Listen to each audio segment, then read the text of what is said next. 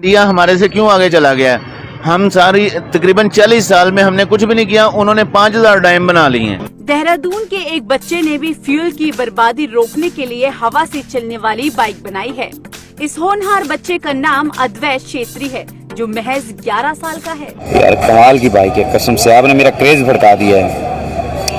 हम बलून फुलाते हैं। एक दिन मेरा भाई और हम बैठ के बलून फुला रहे थे, तो वो हाथ से छूटा मेरे, और वो जब हवा निकलती है उसमें से तो वो घूमने लगा इधर से। तो मैंने अपने पापा को बोला था कि पापा ऐसे भी एयर से बन सकती है कोई बाइक। ओह माय गॉड, यार ये बाइक है? ये बाइक है, हैवी बाइक। कमाल है यार, ये इससे मैं तो इसको बड़ी चीज समझता था कि यार पूरे पाकिस्तान में इस तरह की बाइक नहीं है। यार ये कहाँ पे है? यार वो लोग तो हंस रहे थे हमारी बाइकों पे। ओ यार उनकी चॉइस देखो, उनको चाहिए भाई अपाचे, भाई BMW, उस तरह की बाइकें इसी प्राइस में मिलती हैं। भाई वो लोग जब हमारी देख रहे, वो कह रहे हैं कि इसको तो रेड़े के आगे बांधो, रक्षे के आगे बांधो।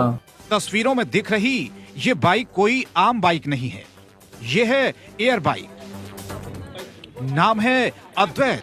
इंडिया के अंदर 30-40 साल पहले बंद हो चुके हैं, और हमारे पास वही हमें चिपका के दे। और जब इंडियन लोगों को बताया और साथ इनकी प्राइजें बताई, वो तो हैरान ही रह गए कि ये प्राइस है कि क्या बता रहे हैं। ये एयर से चलती है पहली बार, और इधर देख के कोई साउंड पोल्यूशन नहीं करती है, कोई एयर पोल्यूशन नहीं करती, कोई सॉइल पोल्यूशन नहीं करती। ये इसकी खासियत। कहें कि इंडिया का हाथ है, हो भी सकता है। वो इंडिया कब चाहता है कि पाकिस्तान में अमन हो? वो कहते हैं कि आपस में लड़ते मरते रहे। अब बम धमाके हैं जितने सुबह सरहद में होते हैं, बलूचिस्तान में होते हैं, इंडिया के पास है, पंजाब उधर तो नहीं होते इतने।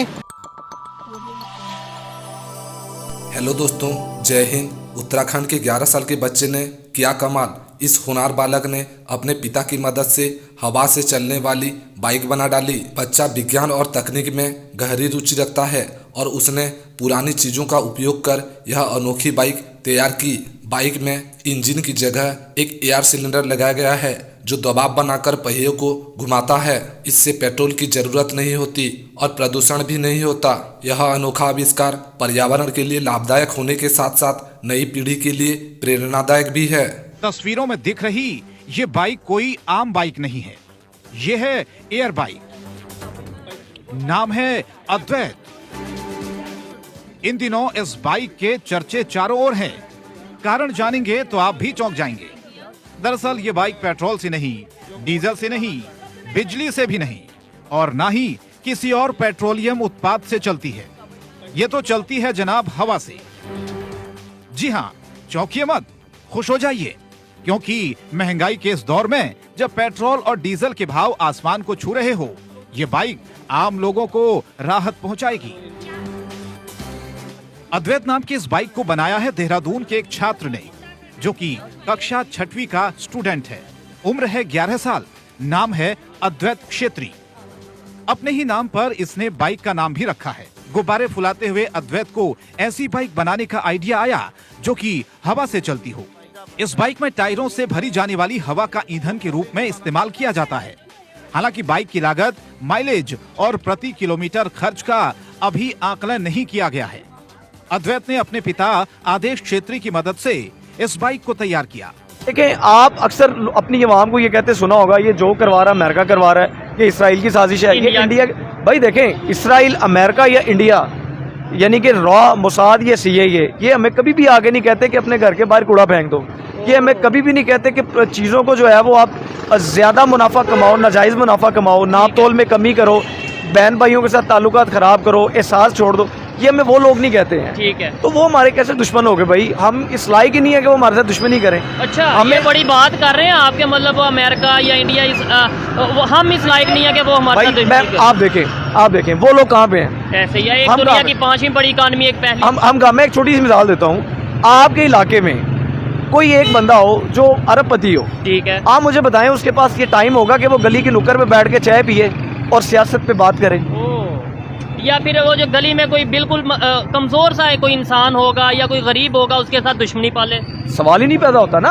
अब इसी तरह ना इंडिया को जरूरत है, ना अमेरिका को जरूरत है, ना इसराइल को जरूरत है। हाँ, वो लोग हमारे दुश्मन हैं, लेकिन वो दुश्मनी किसी और सेंस में है। ठीक है, हम उसका मुकाबला अपने हथियार बना के नहीं कर सकते।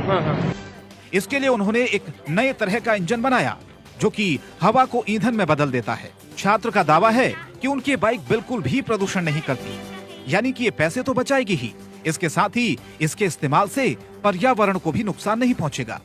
ये एयर से चलती है पहली बात, और इधर ये देख के कोई साउंड पोल्यूशन नहीं करती है, कोई एयर पोल्यूशन नहीं करती है, कोई सॉइल पोल्यूशन नहीं करती। ये इसकी खासियत। ये जो हम बलून फुलाते हैं, एक दिन मेरा भाई और हम बैठ के बलून फुला रहे थे, तो वो हाथ से छूटा मेरे, और वो जब हवा निकलती उसमें से तो वो घूमने लगा इधर से। तो मैंने अपने पापा को बोला था कि पापा ऐसे भी एयर से बन सकती है कोई बाइक, इसलिए उसके बाद से हमने ये बाइक बनाई। अपने इस इन्वेंशन अद्वैत O2 बाइक को हमारे देश के माननीय प्रधानमंत्री जी श्री नरेंद्र मोदी जी को समर्पित करता हूँ, और उनके इस स्वच्छ भारत अभियान में ये मेरा एक छोटा सा योगदान है।